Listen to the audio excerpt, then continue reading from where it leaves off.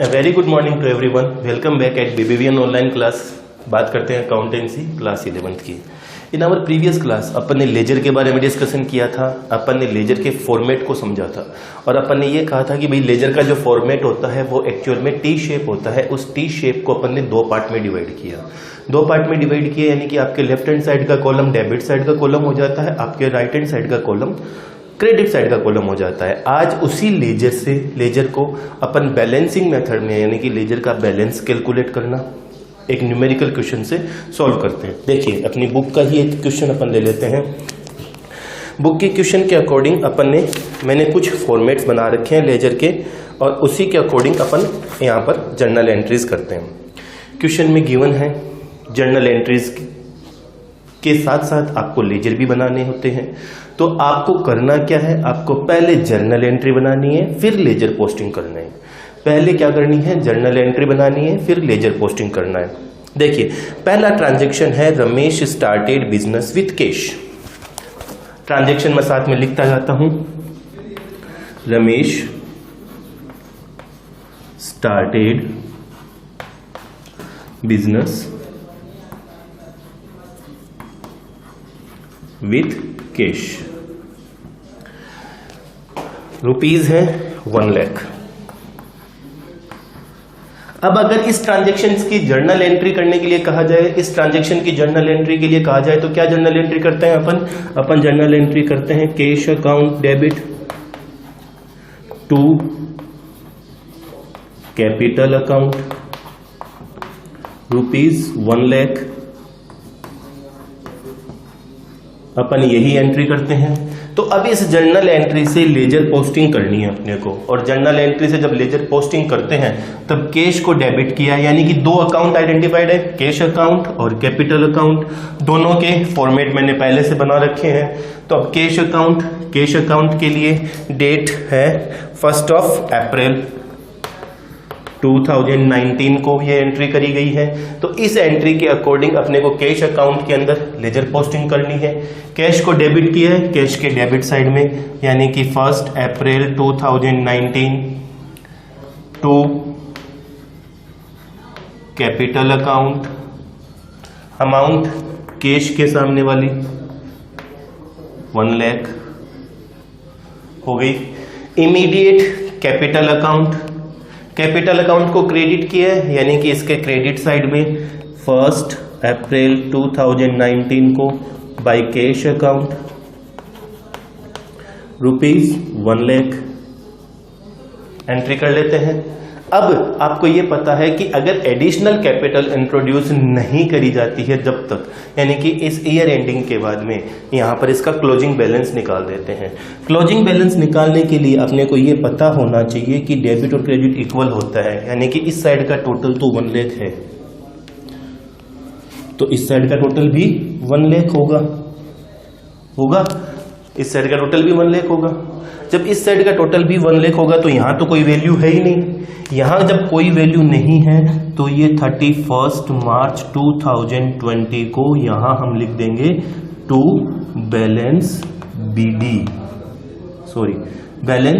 CD। ये balance CD जो है यानी कि ये वर्ड CD जो है वो हमेशा इंडिकेट करता है क्लोजिंग बैलेंस को। किसको? क्लोजिंग बैलेंस को। और यहां हमने अमाउंट लिख दी 1 लाख।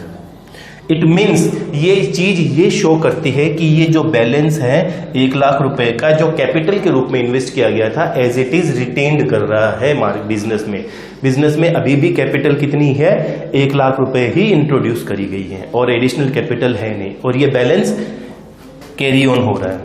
अब आपको ये पता है कि capital is a liability of the business and liability shows credit balance. Liability का बैलेंस क्रेडिट होता है। इट मीन्स देखिए कैसे होता है।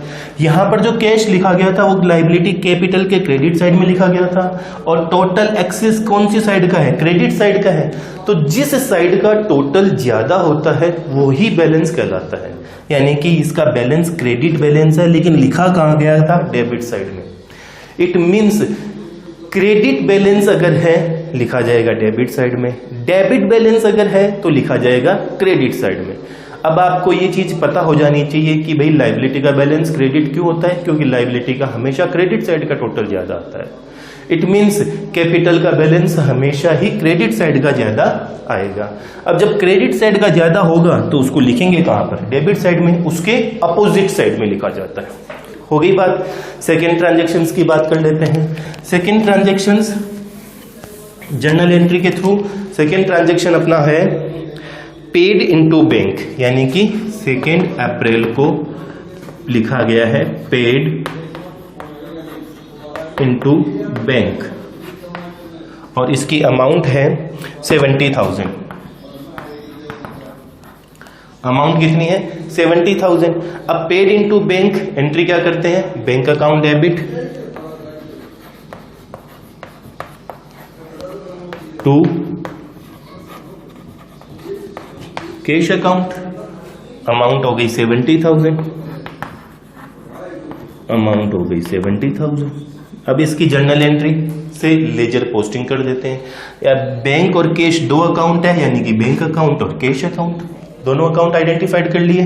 बैंक के डेबिट साइड में, यानी कि बैंक के डेबिट साइड में 2419 2 नाम किसका आ जाएगा, कैश अकाउंट का। अमाउंट बैंक के सामने वाले 70,000। कैश को क्रेडिट किया, यानी कि कैश के क्रेडिट साइड में 2419 by bank account. Amount cash के सामने वाली, यानी कि 70,000। हो गई जर्नल एंट्री। अब अपना बात आ जाती है थर्ड अकाउंट की, थर्ड ट्रांजेक्शन। थर्ड ट्रांजेक्शन दिया हुआ है क्वेश्चन में। अब जैसे अगर सपोज बैंक का और कोई बैलेंसेस नहीं है तो बैंक के बैलेंस निकाल देते हैं, यानी कि टोटल कर लेते हैं। टोटल हो गया 70,000 रुपीज का, 70,000।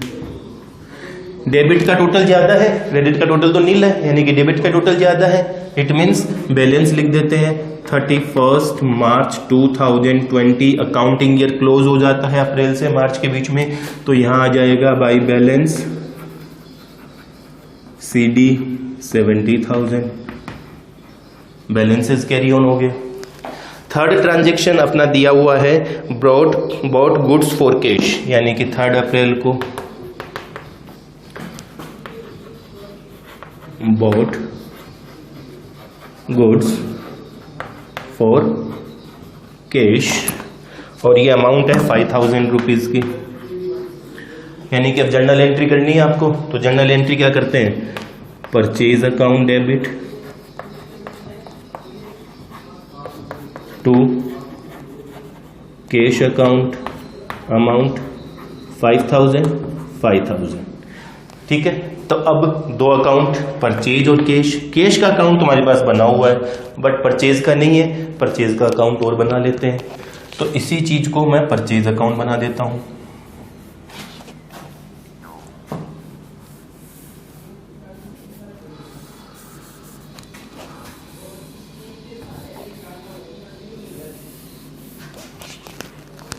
इसी को अपन ने नाम दे दिया परचेज अकाउंट। 3 अप्रैल को परचेज को डेबिट किया है, परचेज के डेबिट साइड में 3 April 2019 to cash account, amount 5,000। Cash को क्रेडिट किया है, कैश के क्रेडिट साइड में बाय परचेज अकाउंट ₹5,000। तो इसी तरीके से आपको सारे ट्रांजैक्शंस की जर्नल एंट्री करते हुए उनकी लेजर पोस्टिंग करनी है। लास्ट में जैसे सपोज सारे ट्रांजैक्शन यहीं पर कंप्लीट हो जाते हैं, तब अपन क्या करते हैं, कैश का बैलेंस निकालते हैं। कैश का बैलेंस निकालने के लिए टोटल कर लेते हैं अपन यहाँ पर। अब डेबिट साइड का टोटल ज्यादा है या क्रेडिट साइड का, ऑफ कोर्स डेबिट साइड का टोटल ज्यादा है, यानी कि 1 लाख रुपीज है। 1 लाख रुपीज है तो यहाँ पर भी 1 लाख ही लिखना है। आप कहोगे सर टोटल तो यहाँ पर तो 75,000 होना चाहिए। डेबिट और क्रेडिट इक्वल होते हैं, तो जो टोटल ज्यादा होता है वही टोटल दोनों साइड लिखा जाता है। अब टोटल लिखने के बाद में end of the accounting year यानी कि 31 2020 को यहाँ पर अपन लिख देते हैं बाय बैलेंस CD। और अब इस 1 लाख रुपीज में से 75,000 माइनस कर देते हैं तो जो 25,000 का बैलेंस बच जाता है।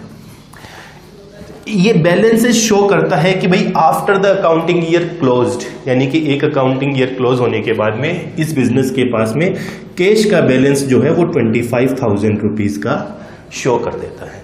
अब इसी चीज को 1 अप्रैल 2020 को टू बैलेंस BD, यानी कि इसको ओपनिंग बैलेंस बना लेते हैं। नेक्स्ट ईयर जब नया ईयर स्टार्ट होता है तब हमारे पास ओपनिंग में ईयर स्टार्टिंग के टाइम पर कैश कितना अवेलेबल है 25,000। अब ये जो बैलेंस यहां लिखा गया था क्रेडिट साइड में, ये किस चीज को शो करता है? डेबिट बैलेंस को। और कैश हमारी असेट्स होती है, असेट्स का बैलेंस हमेशा डेबिट होता है, अपन ने पढ़ा था अकाउंटिंग इक्वेशन में भी। यही जो चीज की थी वही चीज अपन यहाँ पर प्रूव भी कर रहे हैं, यानी कि कैश का बैलेंस क्या होगा? डेबिट बैलेंस होगा। लिखा कहाँ जा रहा है? क्रेडिट साइड में लिखा जा रहा है, उसके ऑपोजिट साइड में। तो यहाँ पर हमने लिख दिया closing balance. Next accounting year के स्टार्टिंग में इसको ओपनिंग बैलेंस बना लेते हैं। इसी तरीके से आपको सारे ट्रांजैक्शंस की लेजर पोस्टिंग करनी है। अपन अपनी अगली ऑनलाइन क्लास में मिलेंगे एक अगले न्यूमेरिकल क्वेश्चंस के साथ में। Thank you.